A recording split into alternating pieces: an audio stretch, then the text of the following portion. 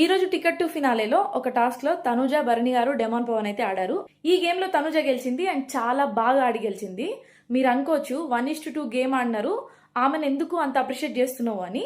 అయితే ఇక్కడ తనుజ భరణి గారు ఇద్దరు డెమాన్ పవన్ ఫ్లవర్స్ తీసేశారు.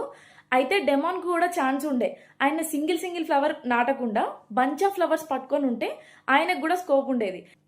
అండ్ ఇంకొక మిస్టేక్ ఏంటంటే గేమ్ స్టార్ట్ అయిన కొంచెం సేపటికే అటాకింగ్ స్టార్ట్ చేశాడు.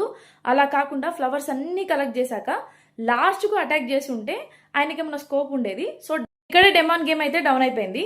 అండ్ భరణి గారికి తనుజకి ఈక్వల్ ఆపర్చునిటీ ఉండే, ఇద్దరు బంచ్ ఆఫ్ ఫ్లవర్స్ పట్టుకునే ఉన్నారు. కానీ తనుజ ఇంకొక స్మార్ట్ మూవ్ ఏం చేసిందంటే టైం ఉన్నప్పుడే ఇంకొన్ని ఎక్కువ ఫ్లవర్స్ కలెక్ట్ చేసి పట్టుకుంది. దానివల్ల అయితే అందరికంటే ఎక్కువ ఫ్లవర్స్ కలెక్ట్ చేసి తనుజ ఈ గేమ్ అయితే విన్ అయింది. ఆ గేమ్ మెయిన్ ఇంపార్టెన్సే ఎక్కువ ఫ్లవర్స్ ని కలెక్ట్ చేయడము. కానీ డెమాన్ పవన్ ఇంకా భరణి గారు అటాకింగ్ లోనే ఉండిపోయారు.